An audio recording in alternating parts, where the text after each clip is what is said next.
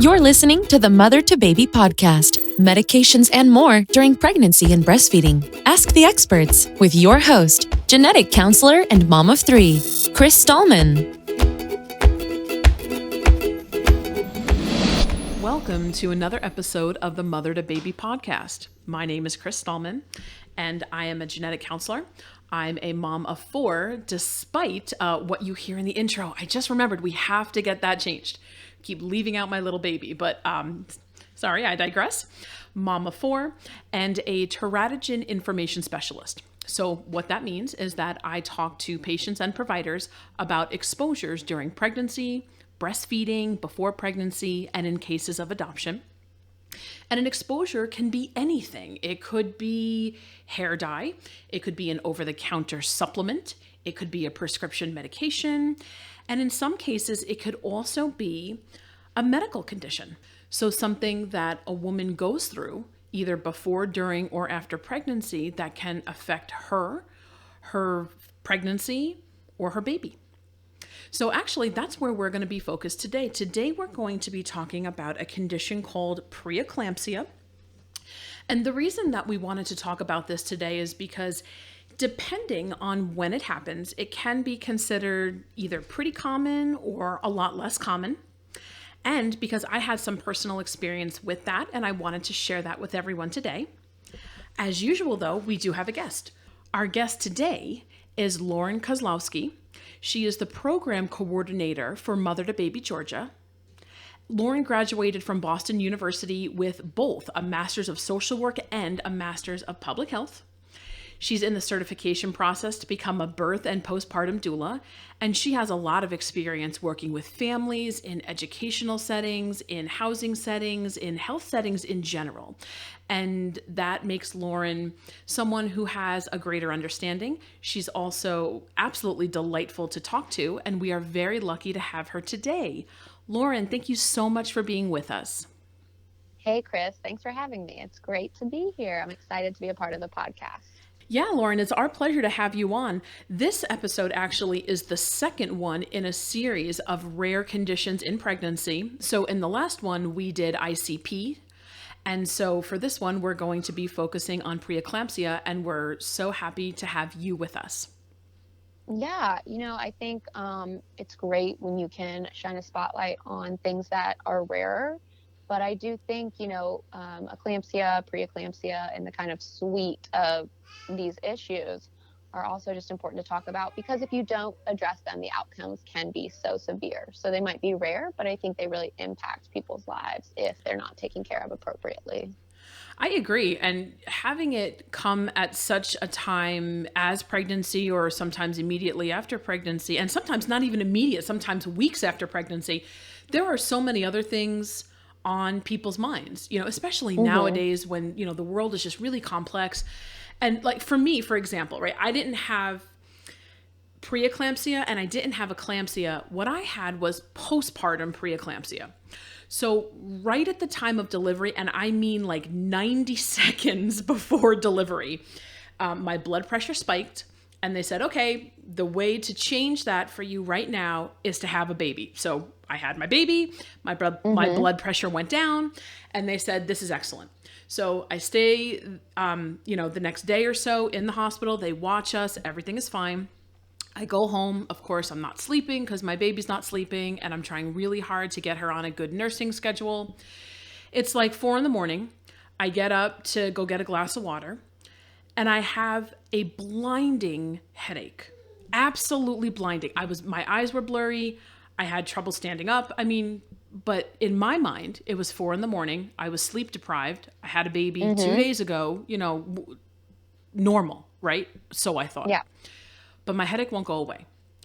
And then it started where I couldn't see at all. It was just blurry the whole time. So I have a blood pressure monitor that I had at home just to monitor myself throughout pregnancy. And my blood pressure was 220 over 140. Oh my goodness. So, which was scary. And so I said to my husband, hey, do you remember when they said if something was wrong, we have to call them?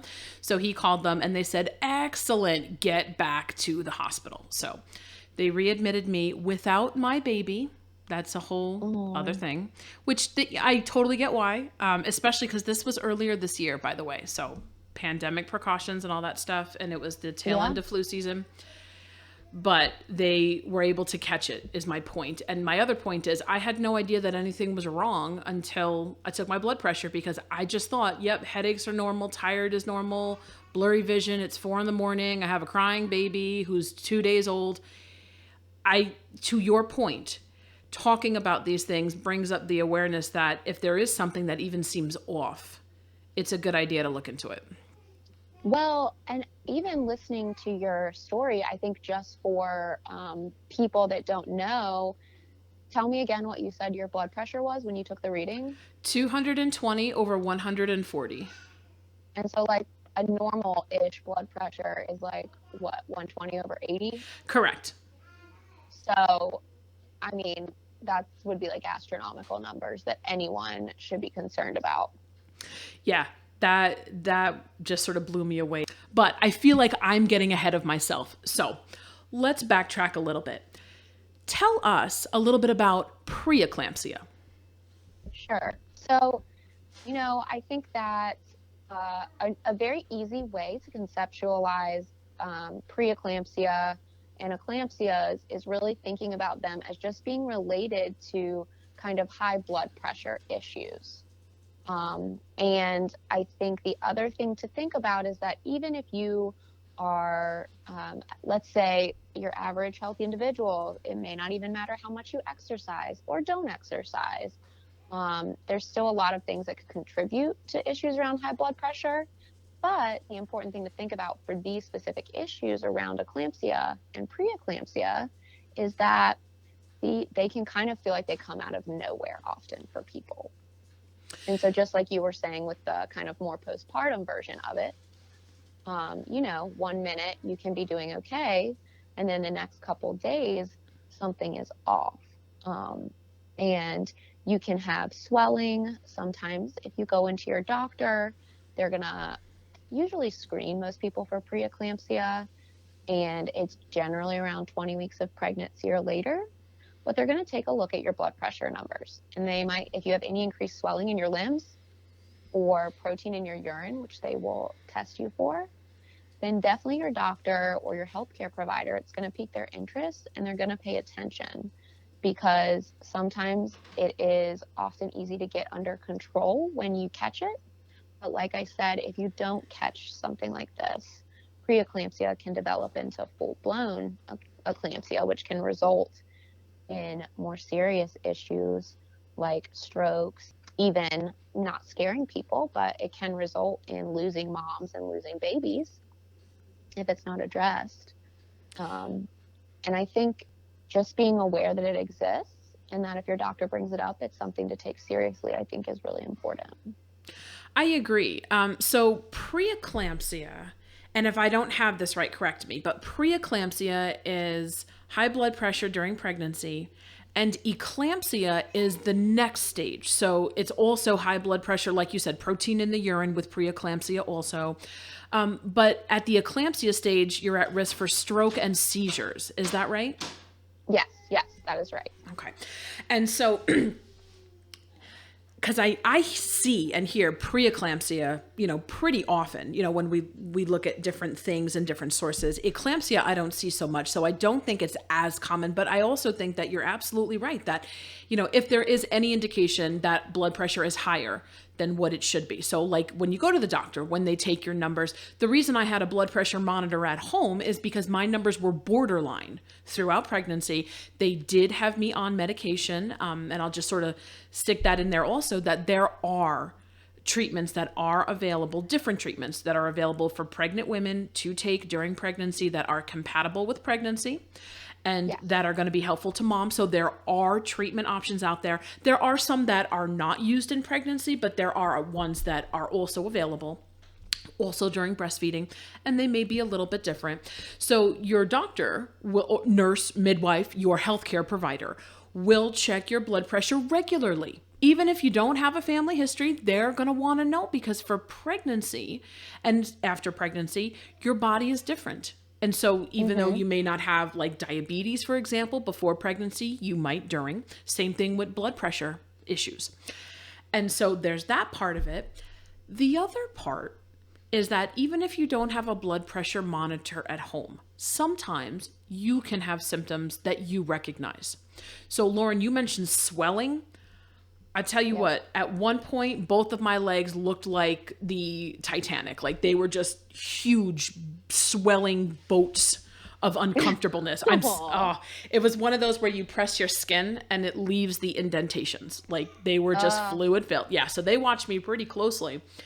But, you know, if you don't have that initial concern, if you see a lot of swelling, if you have headaches that are, you know, that won't go away, you know, very often someone will take a pain reliever for a headache. That is perfectly typical. But in pregnancy, if headaches are persistent or they're chronic, they keep coming back, we always suggest talking with your provider because it may just be a headache and they may say, you know what, you're fine, go ahead and do this. But it also may be a sign of high blood pressure. So that's why we always suggest, you know, when headaches come up, just running it by your healthcare provider in case they want to monitor you in a different way. Yeah. And I think the other important part of this is also paying attention to your body and sort of similar to what you were saying, that what is normal or average for you and how you feel, even though pregnancy is changing your body a lot and things can feel really different. I think that there is a level when you think, oh, like I have a headache, but I've also been trying to take, you know, just Tylenol or something like that. But I've been doing that for 2 full days in a row. And like, it's not putting a dent in the headache and that's not normal for me. It's not helping my pain. You know what I mean? Absolutely. And actually, I'm not sure if you can hear it, but my baby, my youngest, actually agrees with you. She's in the background like, yes, Lauren, yes, you got this, you know this. So she appreciates you too. I love that. But yeah, you know, I think, you know, and kind of like you said, for you, the blinding headache, and then certainly, especially if you're having that change in vision or loss of vision, that's not normal. You know what I mean? And I think a lot of people can say, oh, I've had bad headaches, certainly. But when your vision changes, like something is normally up, right? Yeah. And I just think it's okay to always call and ask your healthcare provider. You're not burdening them and you're not being crazy. Because I think, you know, you do want to be careful because yes, preeclampsia can often be treated and there are medications you can take during pregnancy, and it's usually not going to evolve or become full-blown eclampsia where it can possibly, if it's bad enough, affect your brain function and have the seizures or coma issues. You know, that's not always going to happen. In fact, it's hopefully rarely happening if people are getting the preeclampsia treated. Right. But the risk is there. And like I said earlier, you know, sometimes I think with health issues, people imagine that, you know, if you're quote unquote taking good care of yourself and doing all the things you're supposed to do, that you're going to not develop these issues. But you can't look at a person or look at maybe their activities or their health behaviors and always know who's going to have preeclampsia and who's not. Absolutely. You know, especially because things change so frequently in many different ways. And I really appreciated you mentioned, you know, just giving your provider's office a call, and that it's not a burden. It's absolutely not. And like many people that I've come in contact with, I'm really trying to look for the positives. In this last year with the pandemic, you know, obviously it's been really hard on everybody. But one of the positives that I've noticed is that patients and their families are much more willing to call a provider's office because, of course, right, you don't want to roll up to a provider's office in the pandemic age, you know, especially if you can't go with your partner, you can't bring your baby or, you know, whatever it is. I find people are more willing to call. And I think that's excellent because it may be the tipping point for someone who said, you know what, I don't really want to, you know, I don't want to bother them. I know they're busy enough, you know, I'll just sort of leave it. But they're like, well, you know, lots of other people are calling for lots of things. They're expecting more phone calls now these days. I'm just going to be one more and it may be helpful. So I cannot underline, bold, italicize enough if you feel something is off. Talk with your provider's office. Yeah. I also, I think talk about this in kind of healthcare in general, but I always try to talk to any of my friends that are going to doctors or healthcare providers of any kind, pregnant or not. You need to be your own best advocate. And obviously, I think in life that goes beyond even your healthcare, but you do need to look out for number one. And I think you've got to just trust yourself, and it's okay to say, hey, this is happening and I'm not sure it's normal, and go to the person who specializes in whatever that problem is and just ask them about it. I think there's no stupid questions. I agree. And on the last episode where we were talking about ICP, one of the main messages was, that is more of a rare condition, the cholestasis of pregnancy. And what we did talk about in great detail was people continuing to be their own best advocate, which at times, can feel uncomfortable. You're talking to someone in a position of, somewhat authority. They have schooling, education, experience in this, but you. And so if something is unusual, we would always suggest talking with your provider. And I think you said in your experience, your blood pressure sort of shot up right before you were giving birth. Mm-hmm. But for some folks, postpartum eclampsia can or preeclampsia, it can happen, more like 48 hours after birth or a couple of days, all the way to 6 weeks or several weeks. So it may not happen while you're at the hospital if it's in the postpartum period, depending, especially during the pandemic, you know what I mean? If you seem healthy and things went well, some people get discharged and sent home very quickly. Yes. To reduce their exposure to COVID-19. And so, when you are at home, I also always talk to my friends or people that I come in contact with at MotherToBaby. If they have just given birth and they are in a postpartum period, it's very important to continue to pay attention to your body, even though you're no longer pregnant. Because things like severe headaches, the vision changes, abdominal pain, or nausea and vomiting can be really signs that you're experiencing preeclampsia or difficulty breathing. Any of those, you definitely want to call your provider. Absolutely. And I think too, like I said, in those first couple days, and long after for me personally, but it all gets jumbled together and it's all, baby, which I absolutely understand. You got a brand new life, your focus is a little bit different, but at the same token, if you end up like me, 4 o'clock in the morning, trying to get up off your couch and almost falling over because you can't see, it's time to intervene for you too. We love the new babies in everyone's lives when this happens, but they often have many more doctor's appointments in the first several weeks than mom does. Yep, exactly. And that is an unfortunate disparity that I do think matters and counts. And so as much as we love baby also needs mom to be, healthy and functional to her best ability. And after birth, anybody can really have some challenges that they need to pay attention to, even though I know, it's hard to worry about taking care of yourself when you have such a precious little thing in front of you. I agree. Especially these days. It's so easy to get overwhelmed. Oh, well, we don't have to go there. Understatement of 2020, right? Yes. I was like, do we have time for a therapy session? Isn't that what we just did? If you're available. Didn't you just hear me out about which I'll tell you too, just to sort of wrap this up.